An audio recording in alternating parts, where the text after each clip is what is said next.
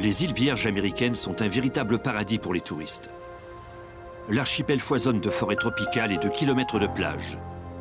Et ce paradis est juste à côté des États-Unis. Mais ces îles cachent un lourd secret. Les autorités les appellent l'entonnoir à cocaïne. Comme l'archipel est situé à mi-chemin entre l'Amérique du Sud et les États-Unis, plusieurs gangs s'y arrêtent pour faire entrer d'énormes quantités de cocaïne aux États-Unis. Au début des années 90, un gang se faisant appeler les Island Boys fit entrer des milliers de kilos de cocaïne aux États-Unis depuis les îles Vierges. Ils avaient choisi la petite ville d'Augusta en Géorgie comme point d'entrée principal de la cocaïne sur le continent. Une fois au pays, ils la transformaient en crack. L'agent spécial Tim Cox du FBI. C'est principalement la population de cette localité qui les a attirés à cet endroit. À ce moment-là, on y comptait plusieurs quartiers défavorisés où des criminels n'attendaient que l'occasion de vendre du crack. En outre, ce n'était qu'à 2 heures de route d'Atlanta et de Savannah. Mais la rivalité entre les Island Boys et les gangs locaux était féroce.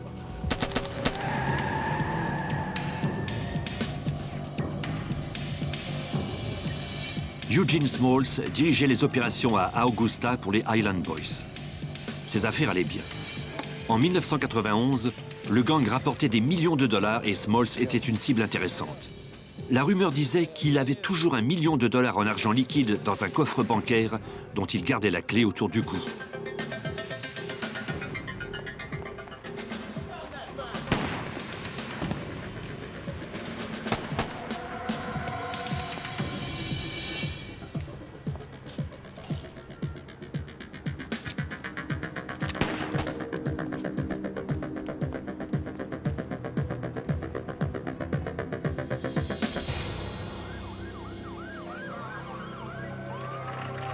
Quand la police d'Augusta arriva sur les lieux, le coffre d'Eugene Smalls était vide et le puissant narcotrafiquant luttait pour sa vie. Il survécut, mais il avait subi de graves blessures. L'augmentation du taux de criminalité d'Augusta préoccupait la police et les Island Boys en étaient la cause principale.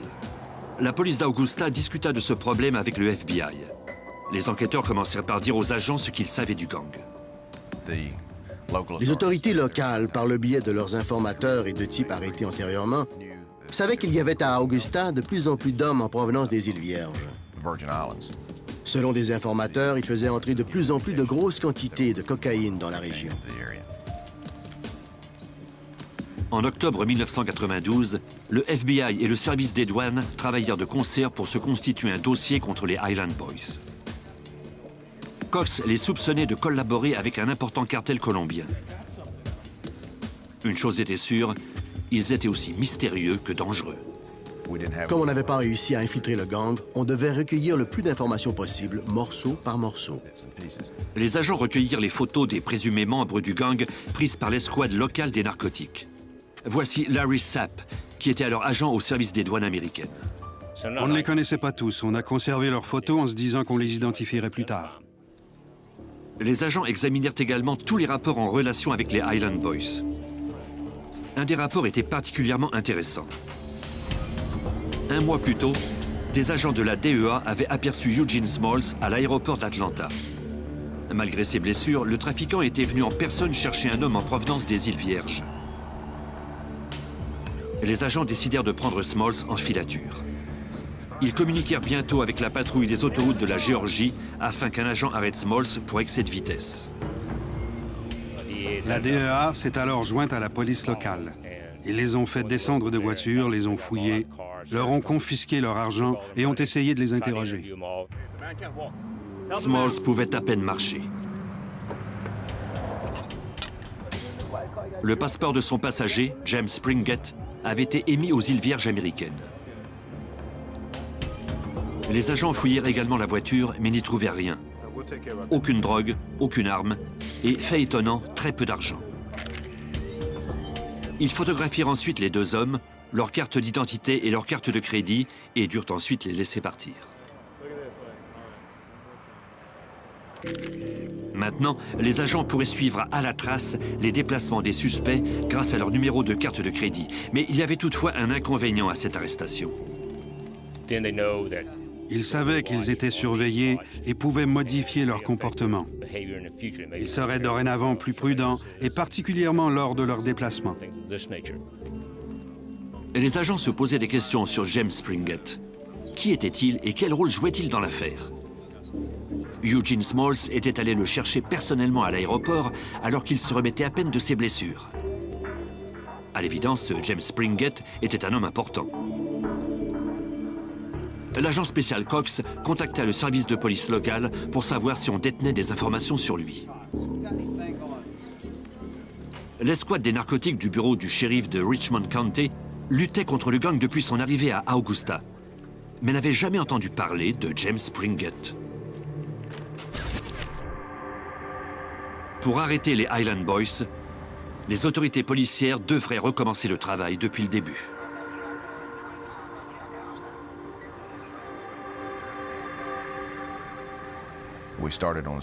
On a commencé dans les rues et effectué des opérations de surveillance, en plus d'essayer d'infiltrer le gang. Les agents rencontrèrent alors un autre obstacle. Les Highland Boys avaient la réputation d'être si violents que même les informateurs payés craignaient de divulguer des informations sur le gang. On avait du mal à trouver des informateurs. Ceux-ci craignaient de faire affaire avec eux parce qu'ils avaient la réputation de s'en prendre aux gens et de les tuer. Pendant les opérations de surveillance, les autorités fédérales virent des membres du gang louer des chambres de motel à plusieurs reprises d'où ils effectuaient des transactions. Après leur départ, les agents fouillaient les lieux. Vous seriez surpris par tout ce qu'on pouvait y trouver. Des numéros de téléphone, des photos, etc. Dans cette enquête, c'était comme si on avait rempli une pièce de morceaux de puzzle qu'on essayait d'assembler pour découvrir qui était qui.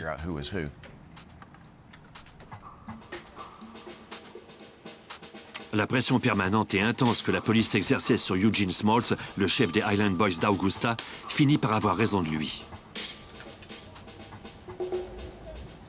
On ne lâchait pas. Eugene Smalls décida alors de s'en aller en Virginie. Je crois personnellement que Eugene est parti parce que le gang faisait l'objet de trop d'attention à Augusta.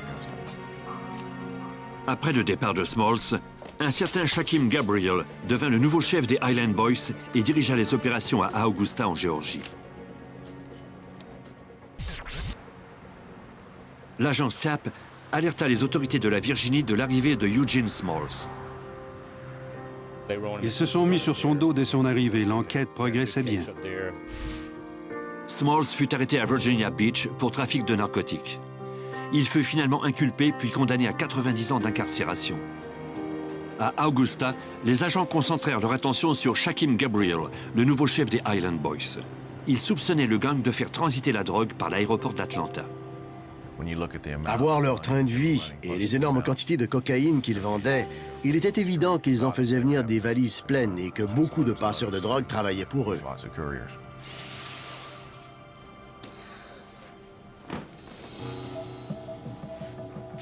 Le 14 juin 1995, des agents d'Atlanta trouvèrent une valise contenant 7 kilos de cocaïne. James, we can change this around. Who you delivering the coke to? Les enquêteurs interrogèrent le passeur, qui leur avoua que la drogue était destinée à Shaquem Gabriel à Augusta.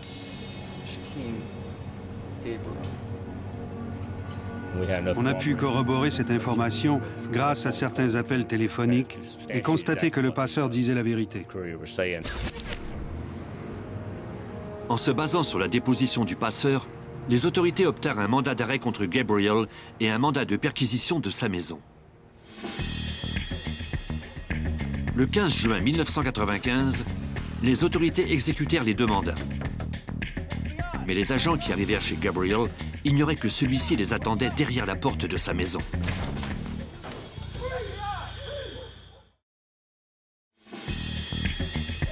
À Augusta, en Géorgie, le FBI, de même que le service des douanes et la police locale, travaillaient de concert pour démanteler un dangereux gang de narcotrafiquants.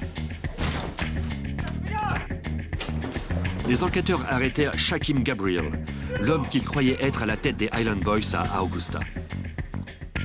Gabriel fut accusé d'avoir tenté de prendre possession de 7 kilos de cocaïne d'un passeur des îles Vierges. On trouva chez lui des documents, des photos et 15 000 $ en billets d'$1. L'agent spécial Tim Cox. Apparemment, Shaquem se trouvait trop bien pour payer avec des billets d'$1, alors il les mettait dans des pots. Pour les autorités, l'arrestation de Gabriel était un succès sur toute la ligne. Mais cela n'arrêta pas les Island Boys. Dès que Gabriel fut mis en détention, de nouveaux chefs prirent les commandes du gang. Dès qu'on procédait à l'arrestation d'un membre du gang, d'autres types arrivaient des îles Vierges pour les remplacer et assurer la distribution de la drogue dans le secteur d'Augusta. Les enquêteurs continuèrent de surveiller de près les Island Boys en ayant recours aux techniques qui leur avaient permis d'arrêter Gabriel, mais en vain. Il semblait bien que les Island Boys avaient changé leur façon de faire. Ils devaient avoir trouvé un nouveau moyen de faire passer la drogue aux douanes de l'aéroport. Les agents devaient découvrir comment ils s'y prenaient. Le service des douanes élargit son champ de recherche à la fois aux îles Vierges et aux États-Unis. Le 6 février 1996, les agents eurent un coup de chance quand une vérification faite au hasard leur permit de trouver de la cocaïne dans une valise qui arrivait à Atlanta. La valise appartenait à une adolescente qui vivait dans un HLM d'Augusta. Le gang avait échappé aux policiers en se servant de passeurs dont le profil ne correspondait pas à celui du passeur habituel. Voici Larry Sapp, qui était alors agent des douanes. Ils trouvaient des jeunes femmes sans le sou et sans avenir.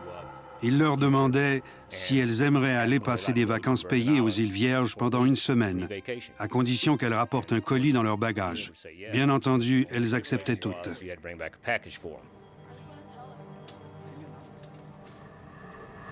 C'étaient des jeunes femmes influençables qui n'avaient vu là qu'une occasion de gagner un peu d'argent. Elles avaient bien commis un crime, mais dans un certain sens, c'étaient aussi des victimes du gang. Elles n'ont pas pu nous fournir beaucoup d'informations, mais elles nous ont toutefois indiqué qui leur avait proposé ce marché et en quoi il consistait. La jeune femme déclara aux enquêteurs qu'elle avait été engagée par la petite amie de Brian Gustav. Peu de temps après l'arrestation de Gabriel, Gustav et sa petite amie étaient venus des îles Vierges. Ils dirigeaient maintenant les Island Boys. La jeune femme fournit aussi aux autorités le nom d'autres femmes qui avaient transporté de la drogue. Il fallut compter plus d'1 an pour recueillir toutes les preuves nécessaires contre les nouveaux chefs du gang. Mais les enquêteurs purent enfin arrêter Gustav et sa petite amie. Brian Gustav fut reconnu coupable de trafic de drogue. Quant à sa petite amie, elle accepta de négocier un aveu. Les agents avaient arrêté les chefs des Island Boys encore une fois. Quand on les arrête et qu'on constate qu'ils continuent de plus belle une semaine plus tard, ça devient très frustrant. Mais c'est à cause de ça qu'on travaillait fort pour atteindre la tête de l'organisation, parce que c'était la seule façon de les arrêter. Le fait d'arrêter les vendeurs de drogue d'Augusta n'avait aucune incidence sur la quantité de stupéfiants qui entraient aux États-Unis. Les agents savaient qu'ils devaient découvrir qui menait les opérations des Island Boys. Le chef devait sans doute se trouver aux îles Vierges. En 1996, on a désigné les îles Vierges américaines comme étant un lieu où il y avait un trafic important de narcotiques. L'enquêteur Chris Howell faisait partie d'un groupe d'intervention de la DEA qui visait spécifiquement les narcotrafiquants des îles Vierges américaines. Jusque-là, on n'avait pas vraiment ciblé les individus qui avaient des circuits de trafic de cocaïne bien établis. Par conséquent, ces trafiquants étaient devenus très puissants et avaient beaucoup de ressources à leur disposition. On avait donc beaucoup de rattrapage à faire. Les agents commencèrent par interroger des informateurs qui leur apprirent qu'une famille aisée de Sainte-Croix était mêlée à des envois de cocaïne en provenance de Colombie. On a appris de certains de nos contacts secrets que l'un des membres de cette famille à Sainte-Croix était la petite amie de James Springett. Les enquêteurs reconnurent ce nom. En 1992, les agents de la DEA avaient photographié Springett quand Eugene Smalls était venu le chercher à l'aéroport d'Atlanta.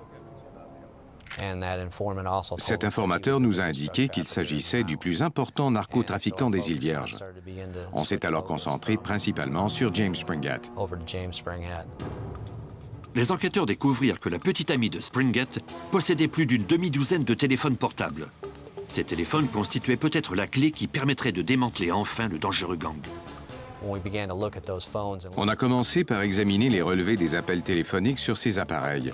D'autres noms qui nous étaient déjà connus grâce à nos informateurs sont apparus sur les relevés. Il était évident que cette femme jouait un rôle dans l'affaire. Pendant que les agents suivaient cette piste, ils continuaient d'interroger des informateurs. Ils apprirent ainsi qu'une petite quantité de cocaïne devait quitter St. Thomas par hydravion. Une équipe de surveillance aperçut un présumé passeur de drogue qui mettait un carton à bord d'un hydravion. L'appareil décolla pour se rendre à la plus grande des îles Vierges américaines, Sainte-Croix. On les a laissés décoller et partir pour Sainte-Croix, et l'on a fait surveiller l'endroit où ils devaient amérir. Quand l'hydravion amérit, l'agent Chris Howell et la DEA l'attendaient.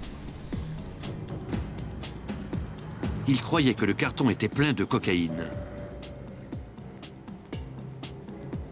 Les agents devaient procéder à une arrestation sans histoire, mais le plan changea.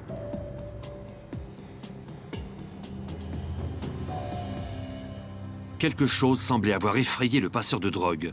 Les agents devaient passer à l'action. Le type qui transportait le carton a couru jusqu'à la mer où il a sauté.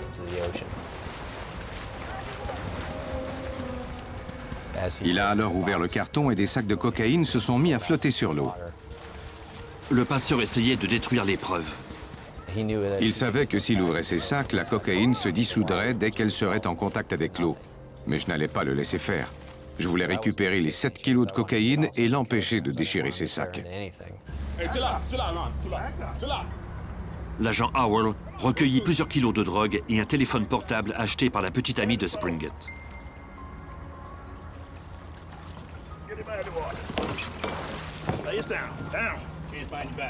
Le passeur était en sérieuse difficulté et il le savait. Il refusa toutefois de révéler aux autorités pour qui il travaillait. Dans les îles, il est très rare que les gens collaborent avec nous. Quand on arrête un type, même s'il risque plusieurs années de détention, il préfère purger sa peine plutôt que de nous parler. À la suite de cette opération, les Island Boys étaient sur le qui-vive. Comme ils savaient que les autorités fédérales les surveillaient, ils changèrent rapidement de tactique. Springett a décidé que le gang ne ferait plus transiter la cocaïne par les îles Vierges américaines. Le gang stockerait plutôt les envois de narcotiques sur l'île de Tortola. Les îles Vierges britanniques ne sont qu'à 5 ou 10 minutes de bateau de St. Thomas. On peut donc se trouver en eau britannique et 5 minutes plus tard, on peut être en eau américaine ou dans les eaux internationales. L'île de Tortola est britannique, donc à l'extérieur du territoire américain. Le 19 juin 1996, les Island Boys firent venir 1,5 tonnes de cocaïne sur le rivage de Tortola. On parle ici de chargements qui valaient des millions de dollars. Il est très rare qu'un groupe transporte d'aussi grosses quantités de drogue sans avoir de gardiens armés. Des Colombiens lourdement armés étaient sur place pour vérifier la cargaison. Ces types ne devaient pas seulement veiller aux intérêts des Sud-Américains, mais également protéger la drogue. La cocaïne fut chargée dans 2 véhicules, une camionnette et un pick-up. Cette livraison était si importante que James Springett supervisait lui-même le transfert. Les 2 véhicules se dirigèrent vers l'endroit où l'on devait entreposer la cocaïne. Les narcotrafiquants ignoraient alors que la police des îles Vierges britanniques les attendait. Les agents surveillaient le pick-up depuis plus d'1 mois. Toutes les 2 semaines, le véhicule partait de l'extrémité est de l'île pour se rendre à l'extrémité ouest, lourdement chargé. Ils croyaient qu'il s'agissait de trafic de drogue, mais ils croyaient également que le pick-up avait servi lors de vols commis dans le secteur est de l'île. En voyant une camionnette et un pick-up s'approcher, les policiers passèrent à l'action.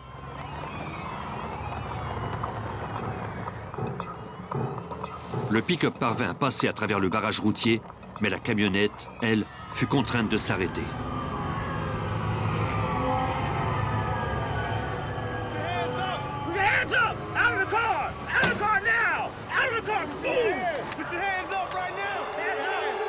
Les suspects ouvrirent le feu. Avec leur arme automatique, leur puissance de tir était nettement supérieure à celle des policiers. La plupart des agents avaient des revolvers qui pouvaient tirer 6 projectiles ou des fusils de chasse contenant 3 balles. Et ils devaient se battre contre des types armés de M16 qui tiraient en rafale. Un agent fut blessé. Un projectile l'a frappé sur le côté de la tête et il gisait dans une mare de sang dans la rue. Ils ont tout fait pour tenter de le garder en vie. La camionnette s'enfuit. L'agent blessé fut alors conduit d'urgence à l'hôpital. C'est incroyable qu'il ne soit pas mort. Un de ses yeux est sorti de son orbite. Il a perdu un œil, mais il a survécu. Le lendemain, les policiers trouvèrent la camionnette 1,5 km plus loin. Les pneus, le radiateur et le moteur étaient criblés de balles. À l'arrière, les policiers trouvèrent 1260 kg de cocaïne. Ils trouvèrent aussi des lunettes de vision nocturne, des GPS et des lumières servant à envoyer des signaux aux avions. La police des îles Vierges britanniques croyait que les narcotrafiquants tenteraient de s'enfuir sur une autre île. Ils contactèrent alors les services de police des îles Vierges américaines et des autres îles avoisinantes et leur demandèrent de l'aide. Les autorités devaient localiser au plus vite ces dangereux hommes. S'ils avaient osé tirer sur un policier, personne n'était en sécurité.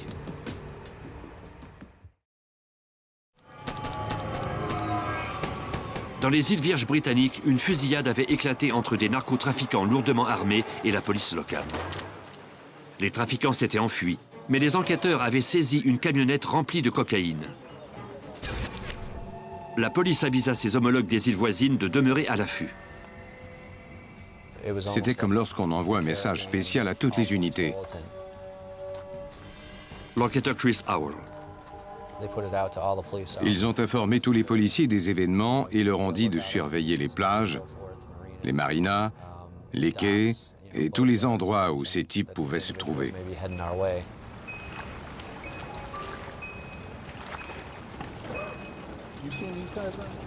Les policiers des îles étaient sur le qui-vive.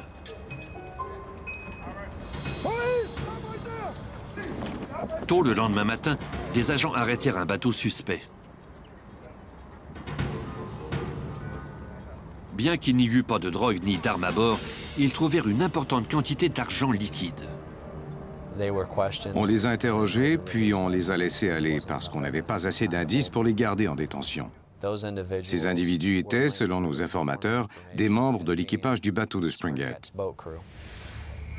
Il s'agissait de l'équipage qui avait transporté la cocaïne retrouvée par les policiers à Tortola.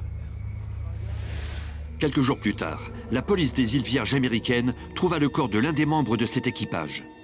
Il avait été tué de 2 projectiles à la nuque, comme si on l'avait exécuté. Pour moi, cela indiquait que l'organisation de Springett ne tolérait pas l'échec. Il fallait que quelqu'un paie pour la perte de cette cargaison, même si cela signifiait qu'ils doivent mourir. En Géorgie, l'agent spécial Tim Cox du FBI et l'agent Larry Sapp des douanes américaines suivaient quelques pistes. Ils avaient mis sous surveillance un certain Ronnie Pemberton, qui selon lui était le plus récent chef des Island Boys à Augusta. 3 mois après l'affrontement de Tortola, l'agent Tim Cox décida d'envoyer un message clair à Pemberton à l'aéroport d'Atlanta. J'avais entendu dire par l'un de nos informateurs que Pemberton avait déclaré que j'étais un idiot et que je ne l'arrêterais jamais.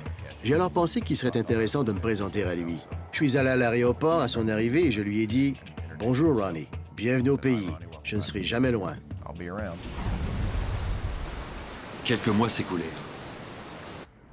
Au début de 1997, aux îles Vierges, 2 agents eurent le coup de chance qu'ils espéraient. Un membre des Island Boys vendait de la cocaïne depuis une chambre d'hôtel de St. Thomas. Un autre membre du gang et un acheteur qui devait abattre le vendeur lui rendirent leur visite sans s'annoncer. Le type des Island Boys essaya d'alerter son ami en frappant à la porte d'une façon particulière. Le vendeur comprit le message. Il s'enfuit par une fenêtre. Mais l'île était un endroit bien petit pour se cacher, et il y avait des membres du gang un peu partout. Le vendeur terrifié se rendit alors aux autorités. En échange de sa protection, il accepta de dire tout ce qu'il savait des Island Boys au FBI et de leurs transactions en Géorgie. Larry Sapp était alors agent des douanes américaines. Il a été le premier à nous décrire toutes les transactions, nous dire qui étaient les chefs et comment ils s'y prenaient pour faire entrer la drogue, pour la distribuer et qui s'occupait de la distribution. Ça a fait énormément progresser l'enquête. Les agents connaissaient enfin le dangereux gang de l'intérieur. Ils commencèrent à se constituer un dossier contre le présumé chef du gang, James Springett. On a fouillé dans les relevés de voyage au service des douanes et découvert qu'il était allé dans plusieurs pays. Ensuite, on a tenté de savoir par des opérations d'écoute électronique quand il viendrait et avec qui il s'entretiendrait. En faisant cela et en suivant à la trace les envois de drogue, on pouvait savoir où James se trouvait. Il s'agissait en fait de preuves indirectes qui impliquaient James. James Springett était prudent et ne se salissait jamais les mains. Il faisait faire le sale boulot à ses intermédiaires et se trouvait rarement en contact direct avec la cocaïne. Au même moment, sur l'île de Sainte-Croix, la DEA convainquit un juge de la Cour fédérale de lui permettre d'enregistrer les conversations d'une famille connue, soupçonnée de trafic de drogue et qui avait des liens étroits avec Springett. C'était la première fois qu'on faisait une telle demande aux îles Vierges. Les agents de la DEA installèrent secrètement un micro dans une station de commutation qu'ils dissimulèrent soigneusement. Pendant un mois, au cours de l'été 1997, les enquêteurs purent écouter des conversations téléphoniques tout en surveillant les suspects. Ceux-ci faisaient souvent référence à la petite amie de Springett, mais sans jamais vraiment dire quelque chose de concret. Les Island Boys étaient prudents quand ils parlaient au téléphone. Quand la conversation commençait à être intéressante, on les entendait dire « Laisse-moi te rappeler ».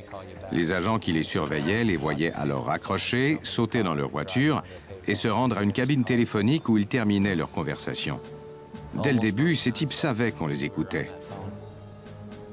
Quand des criminels savent que leurs conversations sont enregistrées, on peut s'attendre à ce qu'ils soient prudents. Malheureusement, on ne savait pas ce qu'ils se disaient par la suite. Le micro permit toutefois d'obtenir assez d'indices pour faire émettre des mandats de perquisition. Le 7 août, les agents lancèrent plusieurs raids simultanément sur 22 maisons et entreprises de l'île. Ils devaient amasser assez d'indices pour démanteler à jamais l'organisation de trafic du baron de la drogue James Springett. La maison de sa petite amie était une des cibles principales. Dans sa chambre à coucher, les agents trouvèrent un demi-million de dollars en argent liquide et la carte de visite d'un avocat de Panama. Ils trouvèrent également le passeport américain de Springett.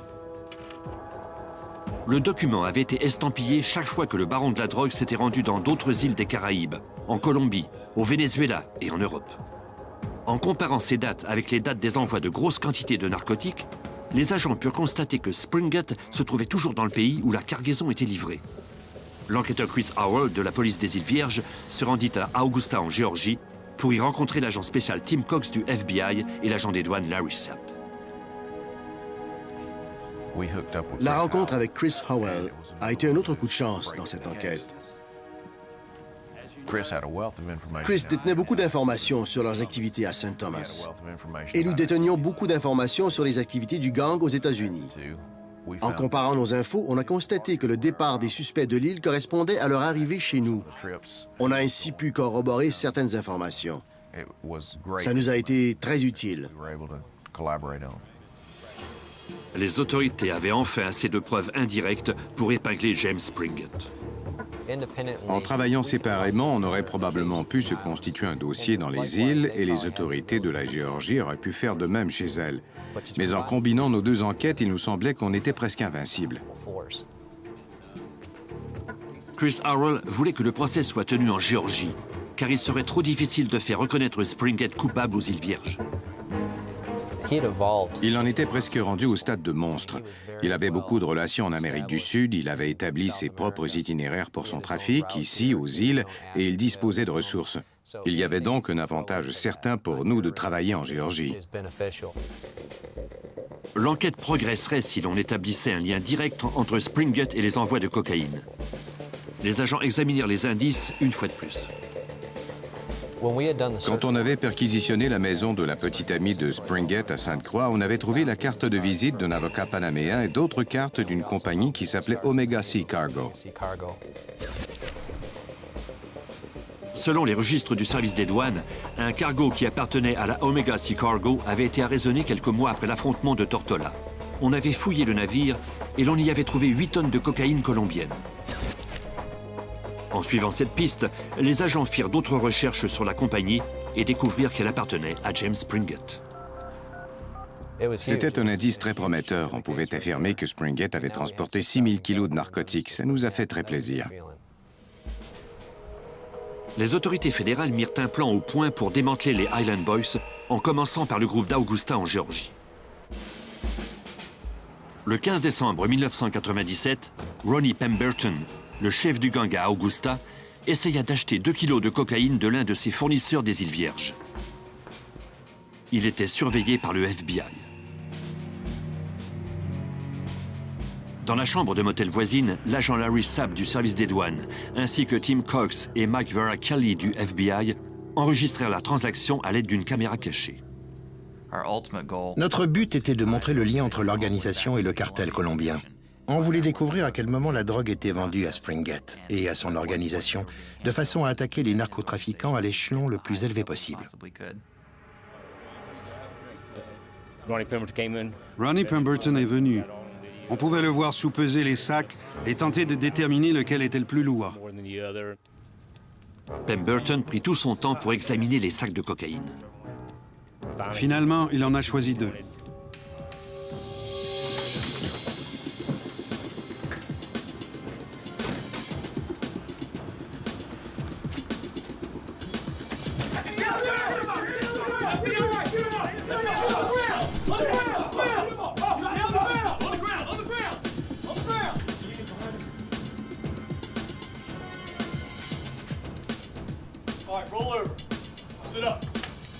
L'agent spécial Tim Cox du FBI arrêta personnellement Pemberton. J'ai dit « Bonjour, Ronnie. Tu te souviens de moi à l'aéroport ?» J'ai ajouté « Alors, c'est qui l'idiot aujourd'hui ?» Peu de temps après l'arrestation de Pemberton, l'agent Tim Cox fut promu et transféré à un autre bureau. J'étais un peu déçu parce que j'enquêtais sur cette affaire depuis le début. Je savais qu'on allait enfin coffrer James Springett et que je ne serais pas là pour savourer cette victoire.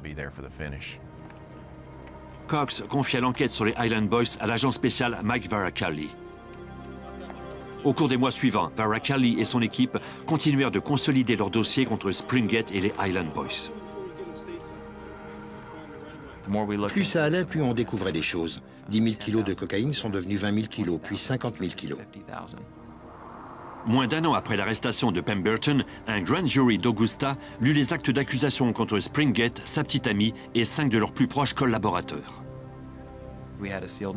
La mise en accusation était sous pli scellé pendant qu'on accumulait des indices et qu'on procédait à la reconstitution des faits. On préparait notre dossier pour la cour. On identifiait les suspects et leurs actifs. Les enquêteurs comptaient arrêter tous les suspects simultanément pour les empêcher de s'enfuir. Mais il y avait un problème. Springett avait disparu. C'était frustrant parce qu'on était enfin prêt à régler le cas de ce gang et qu'on ne trouvait pas le suspect principal. Pendant 2 longs mois, les autorités furent incapables de le retracer. Puis à Medellín, en Colombie, l'affaire prit une tournure dramatique. Une femme y rencontra les agents de la DEA.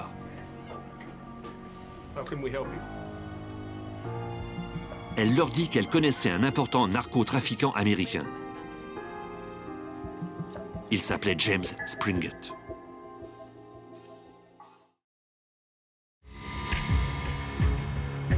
À Medellín, en Colombie, les agents de la DEA eurent un gros coup de chance lors de leur recherche du narcotrafiquant James Springett. Une informatrice avait déclaré savoir où il vivait. Elle est simplement entrée dans un bureau de la DEA et a proposé de collaborer avec les autorités. L'enquêteur Chris Howell. Elle a déclaré qu'il avait un penthouse luxueux à Medellín. On savait qu'il avait un appartement, mais on ignorait où il se trouvait. La femme accepta de dire aux agents où se trouvait l'appartement de Springett, en échange de quoi elle voulait que sa famille et elle puissent refaire leur vie ailleurs sous la protection des autorités. Les agents acceptèrent ce marché. La DEA demanda au FBI et au service des douanes américaines d'Augusta d'émettre un mandat d'arrêt. Larry Sapp était alors agent pour le service des douanes. L'agent de la DEA à Medellín m'a appelé et m'a demandé si j'avais un mandat d'arrêt pour James Springett. Bien entendu, lui ai-je répondu avec enthousiasme. Il m'a alors demandé de lui envoyer les empreintes digitales et la photo de Springett. Bref, tous les éléments dont il avait besoin pour l'arrêter. La DEA contacta également des membres fiables de la police colombienne. 2 agents colombiens surveillèrent l'appartement de Springett et attendirent de le voir apparaître. Pour les Colombiens, il semblait que Springett partait pour de bon. Ils devaient agir rapidement. Ils croyaient qu'ils avaient été repérés et qu'il ferait mieux de l'arrêter, et c'est ce qu'ils ont fait. Les agents n'avaient pas le temps d'attendre des renforts. Ils passèrent à l'action. Les 2 hommes ont forcé le véhicule à se ranger et ont arrêté Springett et son conducteur par eux-mêmes, ce qui, à nos yeux, était très courageux de leur part. L'agent spécial Tim Cox. Quand j'ai appris que Springett était en détention en Colombie, j'étais en extase. C'était le point culminant d'une enquête de 14 ans qui avait débuté dans la rue au niveau des revendeurs de crack et qui se terminait avec les gros bonnets de la mafia colombienne qui s'approvisionnaient en cocaïne directement des producteurs. Les agents du FBI, des douanes américaines et de la DEA convergèrent tous vers les îles Vierges pour y arrêter les complices de Springett. Les narcotrafiquants de l'île se retranchèrent bientôt derrière les murs de leur manoir fortifié. Ces types ont dû se débarrasser de drogue partout à Sainte-Croix. Un manoir de St. Thomas était si isolé et si bien protégé que les policiers des îles Vierges ne purent l'atteindre qu'en descendant en rappel le long d'une falaise pour l'approcher par l'arrière. Il y avait des murs tout autour de la maison et des clôtures électriques. On se demandait vraiment comment on accomplirait cette mission sans mettre en péril la sécurité des policiers. Maison après maison, l'escouade arrêta les chefs des Island Boys. Même si Springett était finalement en détention, il fut beaucoup plus difficile que prévu de le rapatrier aux États-Unis. Il était détenu en Colombie et ça nous posait un gros problème car il est très difficile de faire extrader quelqu'un de Colombie, d'autant plus qu'il avait alors obtenu la citoyenneté colombienne. Les enquêteurs devraient passer à travers un long processus bureaucratique pour pouvoir enfin faire extrader le suspect aux États-Unis. Je savais que plus James serait là-bas longtemps, plus les risques qu'il s'échappe ou que quelqu'un le fasse sortir de prison étaient grands. Pendant sa détention, Springett payait pour avoir accès à des produits de luxe. Il avait des serviteurs qui pouvaient sortir et aller lui chercher ce qu'il voulait. Ceux-ci lui rapportaient les choses qu'il leur avait demandées. Le 1er mars 2000, quelques jours avant que l'extradition n'ait lieu, Springett demanda qu'on lui achète un nouveau matelas. Quand le nouveau matelas est arrivé, il s'est glissé à l'intérieur. Le matelas était juste assez large pour contenir son corps. Le type qui lui avait apporté ce matelas l'a alors recousu.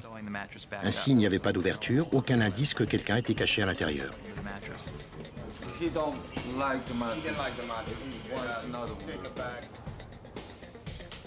Une enquête révéla par la suite que Springett avait versé plus de 3 millions de dollars en pots de vin pour s'assurer du succès de cette évasion.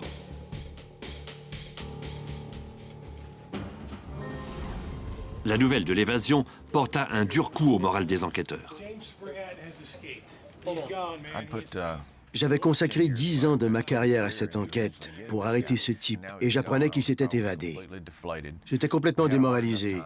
On avait eu tant de mal à l'arrêter la première fois et je craignais qu'on ne le retrouve plus jamais après cette arrestation. L'enquêteur Chris Howell. On était revenu à la case départ. On devait maintenant déterminer ce qu'il fallait faire, mais on ne savait même pas où chercher. On n'avait aucune piste. Il aurait pu être n'importe où dans le monde. Les agents avisèrent les attachés du FBI qui travaillaient auprès des ambassades américaines d'Amérique du Sud. Ils avisèrent également le service des douanes et les agents de la DEA des pays d'Amérique du Sud. L'agent spécial Mike Varacalli du FBI. On a contacté Interpol. On a aussi contacté tous les pays où Springgate avait des contacts. On les a informés de l'endroit où il avait été vu pour la dernière fois et on leur a envoyé sa description. Une rumeur commençait à circuler à l'effet qu'il s'était fait refaire le visage et qu'il était méconnaissable. C'est presque devenu une légende urbaine. Vous savez, ce type qui est bien là, mais que personne ne réussit à trouver? Selon les rumeurs, Springgate vivait quelque part en Amérique latine et il continuait de mener ses opérations par téléphone. James, comme nous tous, devait avoir des revenus. Quand vous dépensez des millions de dollars et que vous êtes habitué à avoir un gros train de vie, vous devez avoir beaucoup d'argent. Il a donc recommencé à générer des revenus. En avril 2002, le FBI mit le nom de Springgate sur la liste des 10 fugitifs les plus recherchés. Le fait de mettre son nom sur cette liste représentait quelque chose d'important parce qu'il se trouvait sur la même affiche que des types comme Oussama Ben Laden. Les enquêteurs suivirent également d'autres pistes et surveillèrent un vendeur de drogue qui faisait partie de l'organisation de Springgate. Quand les agents eurent obtenu suffisamment d'indices compromettants contre lui, ils le fouillèrent.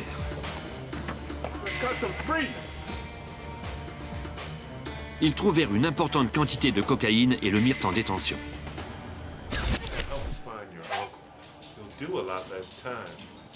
Les enquêteurs exercèrent de la pression sur le vendeur.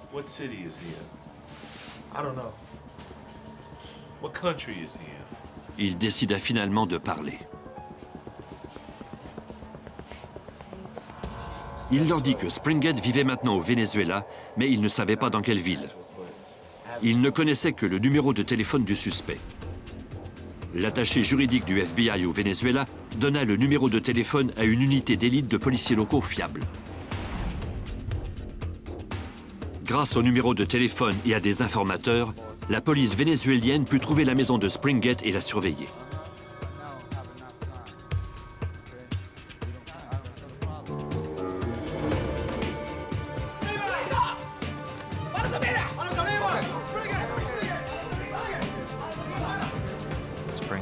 Springgate a offert 2 ou 3 millions de dollars aux policiers pour qu'ils le laissent partir.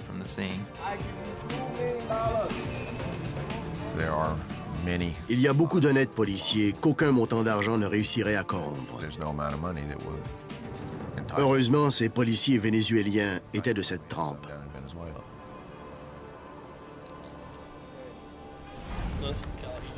Le FBI, la DEA et les douanes américaines travaillèrent de concert pour que Springgate soit rapatrié aux États-Unis le plus rapidement possible. Les autorités du Venezuela l'ont déclaré persona non grata parce qu'il était arrivé avec un faux passeport. Ils l'ont fait extrader du pays immédiatement. Moins de 48 heures après son arrestation au Venezuela, les policiers remirent Springgate aux mains des agents du FBI et des douanes américaines à l'aéroport. Des agents l'accompagnaient dans l'avion qui le ramenait aux États-Unis. Il savait qu'il n'aurait aucune chance de s'en sortir si son procès était tenu à Augusta, en Géorgie, en raison de toutes les preuves qu'on avait amassées contre lui.